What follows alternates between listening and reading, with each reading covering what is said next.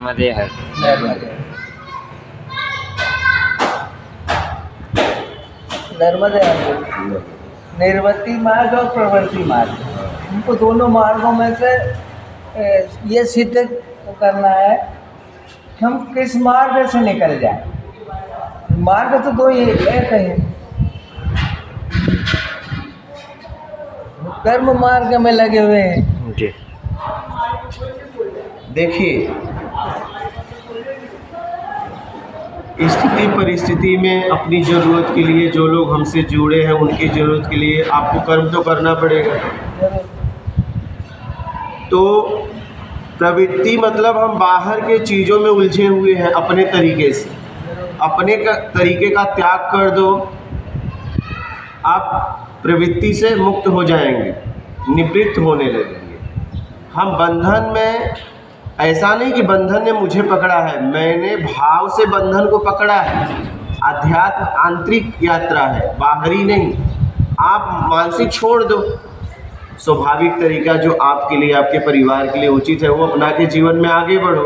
प्रवृत्तियों में फंसे क्यों हो?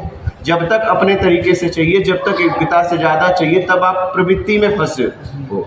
और अपने योग्यता से ज़्यादा पाने की इच्छा का त्याग करके जो चाहिए उसके लिए काम करो, आप निवृत्त हो जाओगे।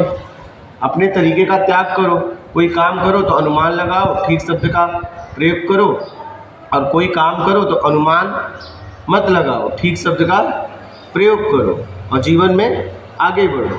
कर्ता का भाव बनेगा नहीं, अच्छा बुरा से आप निकल जाओगे। तो कहने का मतलब प्रवृत्ति में हम समझ के फंसे, तो जो व्यर्थ का करना है, कर रहे हो, उसका त्याग कर दो, निवृत्त हो जाओगे, अपने आप में हो जाओगे। और दृष्टा भाव से कर्म करते हुए अपने आप को देखो कि मैं क्या कर रहा हूँ, किस लिए कर रहा हूँ, इसका परिणाम क्या है, समझ गए? और बोलो।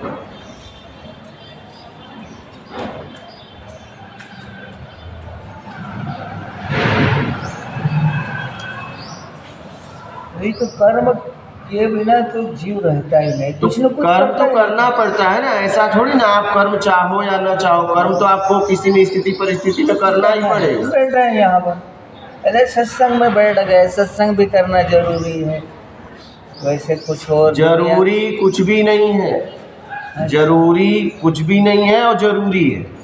हाँ, जरूरी भी है, जरूरी अपनी जरूरत की पूर्ति के लिए कुछ न कुछ तो करना है, बस उस करने में बेईमानी मत करो। बस बात समझ रहे हैं? बेईमानी मत करो। बोलो।